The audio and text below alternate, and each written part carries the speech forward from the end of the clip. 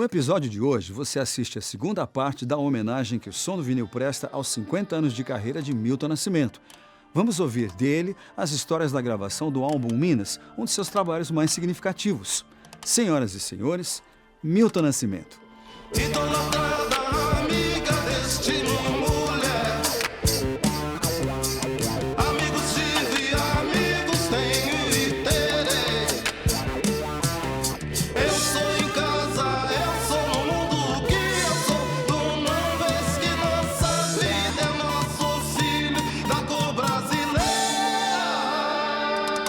Disco a disco, o Milton Nascimento foi se tornando um dos grandes pilares da música brasileira, não foi, Hugo?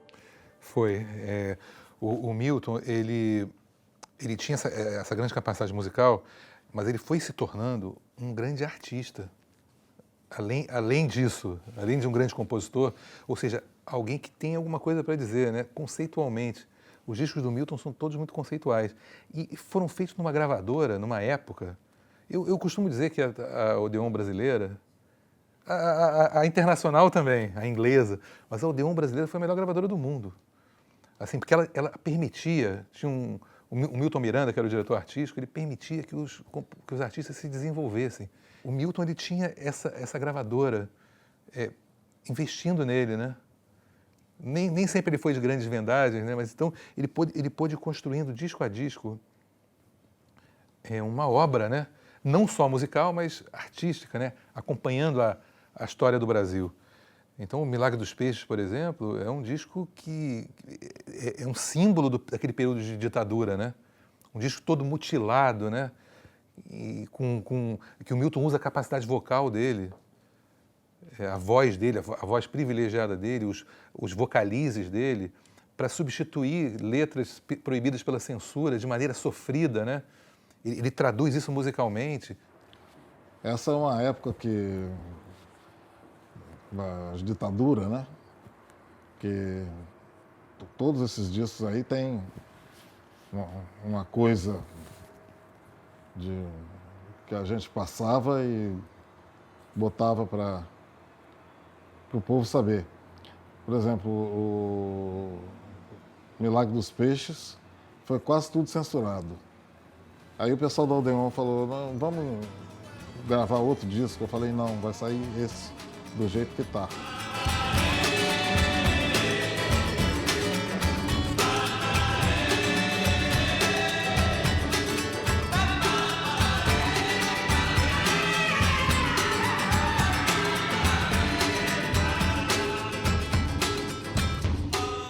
E após a gravação de Milagre dos Peixes em estúdio, no ano seguinte, 1974, vem a gravação do Milagre dos Peixes ao vivo, lá em São Paulo, no Teatro Municipal.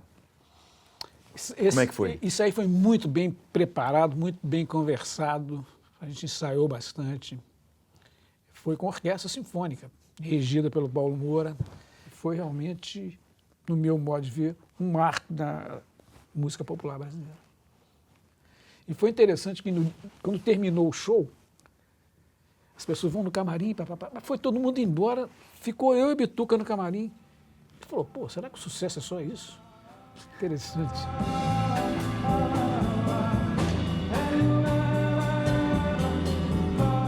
Tem uma música interessante que chama Hoje é o Dia de El Rei, que é uma das mais belas canções do Milton e Márcio Borges. A letra é uma coisa.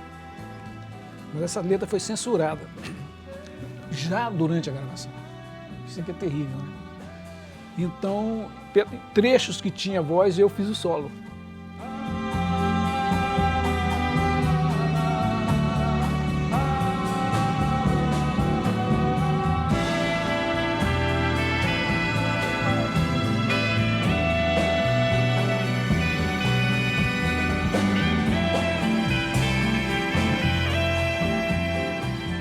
O álbum que você faria depois de Milagre dos Peixes ao vivo é o Minas. É o disco do Som do Vinil, desse episódio. E a gente vai falar sobre ele agora. A começar pelo título, que é uma combinação do seu nome, né? Isso, quem deu essa ideia? Isso, rapaz, sou um garoto de 12 anos que eu estava lá em Belo Horizonte, ia fazer um show lá. Esse menino era muito cabeça. Aí ele perguntou, você vai gravar disco agora? Eu falei, vou. E qual que é o nome? Eu falei, ainda não sei, não. Por que você não bota Minas? Pega um pedaço do teu nome e do sobrenome, Minas. Tinha 12 anos ele. Falei, caramba, por que eu não pensei nisso antes? Né? E aí tem até um agradecimento dentro do disco para ele, né? Vamos ver. Tá aí. Já tem uma coisa interessante que acho que muita gente fica se perguntando, porque esse desenho que é seu, né? Esse é. Ele vira a capa do disco que viria na sequência, que é esse aqui. Gerais. Gerais. Vamos falar desse encarte lindo. Isso foi baseado na bandeira da minha cidade, Três Pontas, né? E tinha o trenzinho, tinha aquele negócio e tal. Aí botei dentro do Minas e foi isso. Essa coisa desse desenho do trem é porque o Milton fazia esse desenho na assinatura dele, quando ele mandava cartas. Ele é um missivista, assim, né? Cada vez que viajava, ficava escrevendo para os amigos, tinha sempre esse desenho e a assinatura dele e o desenho embaixo. Como é que você recebeu o convite para produzir esse disco aqui, Minas? Comecei a trabalhar com o Milton logo que eu conhecia. E eu fui me tornando produtor. Mas eu não sou na minha vida real, eu não sei mexer com aparelho, eu não sou da mesa de som. E não sou da música como o Wagner Tiso da música, ou do Toninho Horta da música. Mas, na realidade, eu acho que para aquele momento e para aquela história que a gente estava criando, precisava desse outro compositor que tivesse essa coisa que é o disco como um objeto de arte, como uma obra, por um lado, que tivesse a humildade de deixar cada pessoa fazer o que ela sabe fazer. Eu não posso chegar para o Wagner e dizer, não, essa nota. E aí eu já vi muito produtor dizendo coisas assim no estúdio só para mostrar que sabe, falando demais. Eu acho que no meu caso, falar de menos é sempre bom, porque assim, eu não vou dar palpite no que o cara está gravando, claro, que tivesse essa humildade de deixar que cada um executasse seu trabalho e tivesse uma autoridade de se impor como produtor. Quer dizer, eu não só participei da criação das coisas, das ideias, e estava colado ali com o Milton e tudo, como eu sentava na mesa para produzir o disco no lugar do produtor. E o Milton confiou nisso algumas vezes e foi bacana para mim. Eu acho que foi muito bom para mim, eu aprendi a fazer isso e acho que foi bacana para todo mundo. É uma coisa que eu sei fazer e que eu gosto de fazer.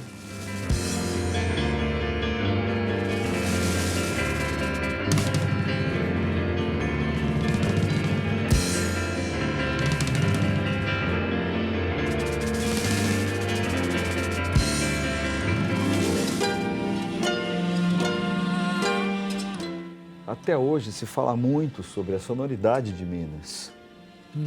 Esse disco tem um som muito especial, um som próprio, feito por vocês todos. Vamos falar um pouco desse som, como vocês chegaram nesse resultado? Isso tem um pouco a ver, Minas Gerais é montanha. É contemplativo, muitas das coisas são contemplativas. É o olhar distante, não tem mar. Isso está intrínseco nesse trabalho, é ou não é? Começa por aí. Começa pela grande e riquíssima herança cultural do ciclo do ouro. Parece pouca coisa, mas acontece que naquele tempo, o Ouro Preto, por exemplo, era uma metrópole. Tinha de tudo, de teatro, tinha tudo. Isso veio também. Tem o lance africano, folia de reis e congado. Isso foi trazido pelos negros do norte da África. Veio para cá. Via Oriente Médio e tal, né? Não é isso? Tem tudo isso. Tem a música religiosa. Minas Gerais, Belo Horizonte, da minha infância, por exemplo, era cheio de missões religiosas. Mas a música religiosa é um elemento muito importante na música que se fazia em Minas Gerais. É interessante você estar falando isso aqui. Completamente. É contemplativo, entendeu? é interior, não é exterior, é interior. Por quê? Até hoje ele é considerado um disco moderno. A gente praticamente armou o disco todo no estúdio, né? Eu chegava com cifras, com ideias de introdução, ideias de final de música, como levar, mas a gente, todos os elementos que estavam ali davam ideias. O grande negócio dessa turma, do Milton principalmente, que ele aceitava a sugestão de todos, né? E dava as dele. Depois eu coloria aquilo tudo, né? Eu era o orquestrador, né? Então, aí eu colocava a orquestra, né? Além de ajudar na base, eu colocava a orquestra, tocava piano e órgão. Uma coisa interessante, que quase todas as músicas do Minas eu fiz no piano. E toco no piano, no disco. Né? Acho que foi o primeiro que eu Você se permitiu tocar piano. Fiquei feliz pra caramba de ter conseguido, né, tocar um piano assim, uma gravação. Tem uma outra coisa também. Esse disco foi o último que o Tenório Júnior gravou aqui no Brasil. Ele acabou de gravar, foi para a Argentina com o Vinícius. Aí lá aconteceu aquela coisa que acho que todo mundo deve saber. E Sumiram com ele, né? Sumiram com ele. E ele dizendo que não era quem eles estão pensando, não sei o quê, não teve jeito. Nem Vinícius de Moraes não conseguiu tirar ele de lá. O ouro da mina virou veneno. O sangue na terra virou brinquedo. E aquela criança ali sentada.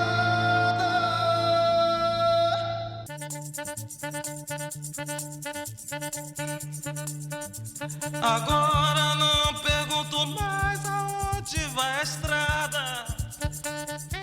E além de produtor, você também parceiro do Milton Nascimento, tem duas músicas muito importantes nesse repertório aqui. Fé Cega, Faca Molada, os grandes clássicos da música brasileira de todos os tempos. E também tem uma outra canção, que o título é em italiano, chamado Trastevere. Vamos falar dessas duas músicas aqui. Fé Cega, Faca Molada é uma sequência de Nada Será Como Antes e uma radicalização, porque ela também fala de ser tranquilo, de coisa, é uma coisa que pega pesado. Eu aproveito o Fé Cega do disco do Blind Faith e eu peguei o Fé Cega, Faca Molada, é uma coisa, tem um pouco com o meu temperamento, assim,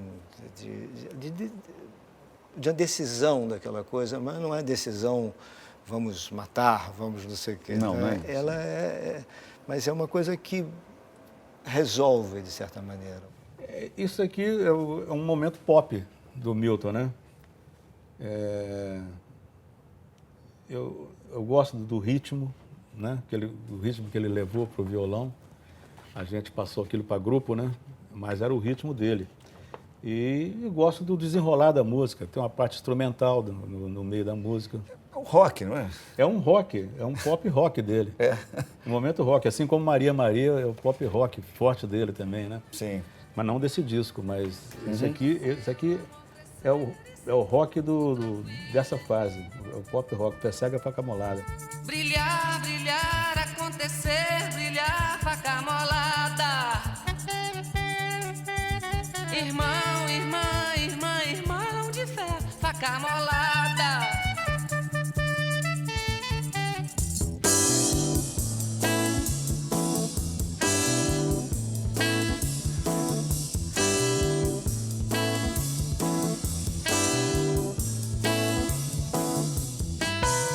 Beijo Partido, uau, nossa.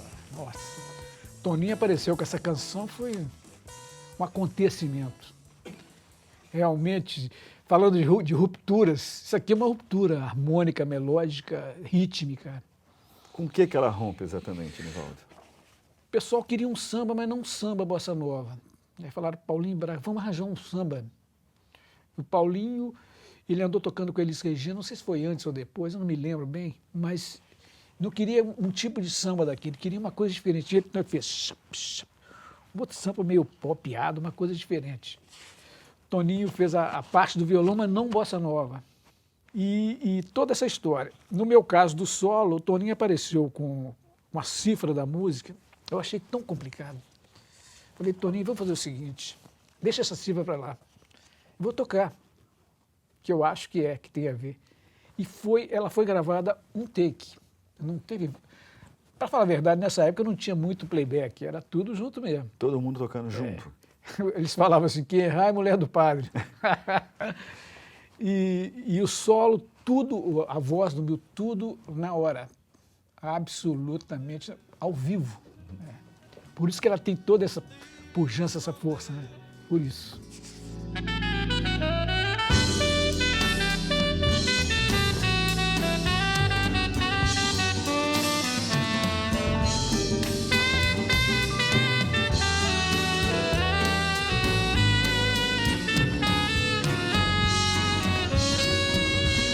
O repertório é tão extraordinário desse álbum, Milton.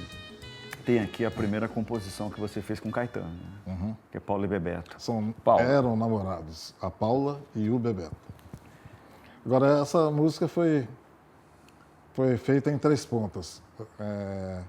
A família da Paula tinha viajado, eu e o Bebeto fomos lá para a casa dela, ela estava mexendo lá na cozinha, não sei o que, eu peguei o violão, comecei a tocar.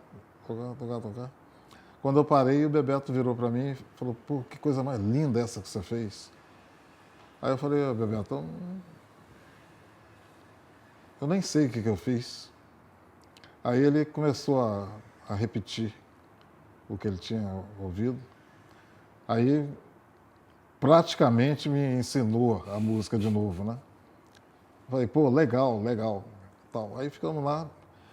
Aí passados uns tempos, eu estava lá em Belo Horizonte, encontrei o Bebeto, ele falou, e a música? Eu falei, olha, esqueci. Ele veio e cantou a música para mim. Ainda bem que ele lembrava, né? Claro. Aí eu falei, não, essa música tem que ser para Paulo e Bebeto. Eu falei, quem que pode mexer com essa música assim? Tem que ser o Caetano. Aí vim aqui no Rio, contei as histórias, não sei o que e tal. E aí ele fez a letra e foi um negócio interessante porque eu, quando vou compor qualquer coisa, eu não preciso de silêncio. Pelo contrário, eu gosto que tenha gente fazendo barulho pela casa. E nesse dia que o Caetano botou a letra, foi do mesmo jeito, né? Aí fez a letra, ficou lindo aquele negócio. Eu tenho uma irmã que chegou, ouviu aquilo e falou assim, eles vão fazer as pazes, tal. E quando a gente gravou no Minas, o Bebeto estava no Rio e a Paula chegou sem avisar. Aí o negócio ficou... Ela falou que não voltava, não. Mas Que pena. Estamos chorando aqui, a Paula não voltou com o Bebeto. Pena, que coisa mais linda. Mas ficou a música, né? Ficou a música. Pena, que coisa bonita. Diga qual a palavra que nunca foi dita. Diga qualquer maneira de amor. Vale o canto, qualquer maneira me vale cantar. Qualquer maneira de amor vale aquela. Qualquer maneira de amor valerá.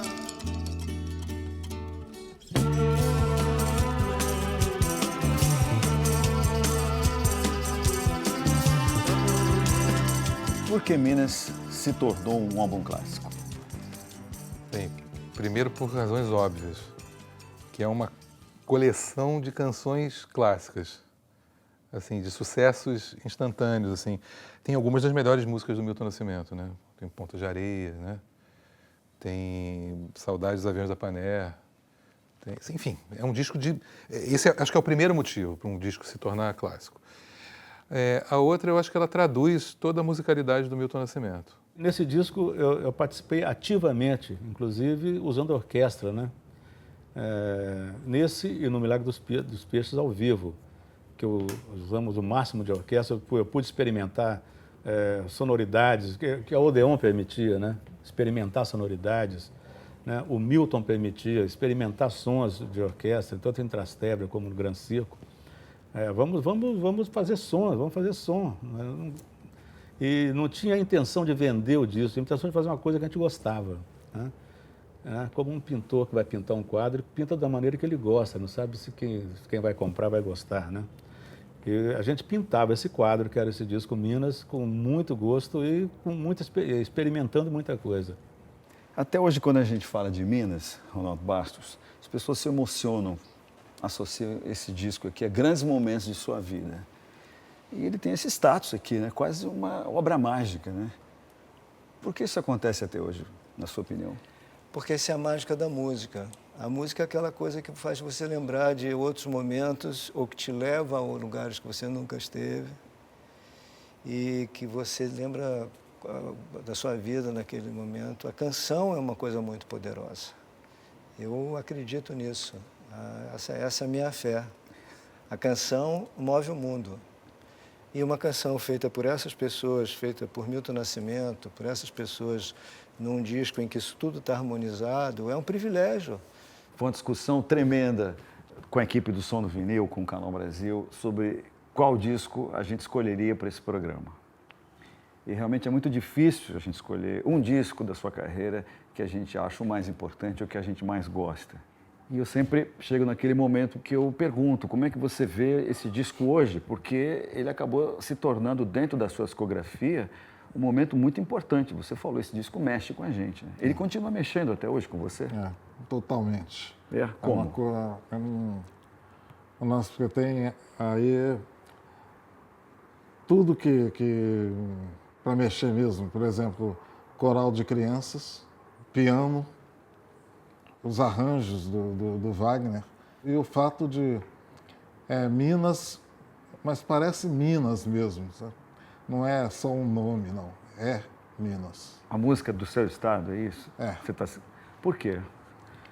É uma coisa muito incrível, porque a harmonia que o pessoal faz lá em Minas Gerais, em qualquer parte. Eu posso falar de Três Pontas, porque eu, inclusive, fiz até um disco só com o pessoal de Três Pontas, né? Mas é uma coisa, eu passo 2 meses sem ir lá, quando eu vou, tem mais gente tocando, mais gente, criança aprendendo, tem menino tocando violão, menininho assim. Outra coisa, lá em Minas, o pessoal é muito ligado num jeito de fazer poesia. Então você conversa com a pessoa, o que você ouve, às vezes você nem acredita que está ouvindo aquilo. Então é música, poesia e tudo, né? Acho que é o que eu sei falar sobre isso. Milton, dá para você resumir numa frase o que você pensa sobre o disco Minas, agora, nesse momento aqui, nessa entrevista? Acho que é uma união de músicos de vários lugares que adotaram e foram adotados por Minas. São mais de 50 anos de música. Eu quero aqui te agradecer em público por discos fantásticos, extraordinários e uma música que marcou as nossas vidas e vai marcar para sempre. Oba, Muito obrigado. Obrigado a você. Obrigado por essa entrevista. Ponta de areia, ponto final da Bahia, Minas, estrada natural que ligava Minas ao porto, ao mar, caminho de ferro.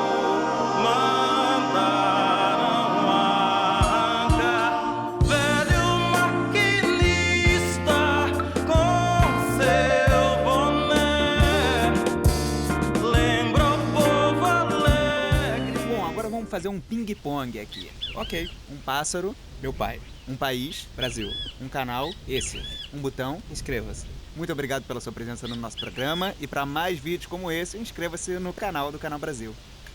Clica. Clica, clica, clica, clica. Clica, clica, clica.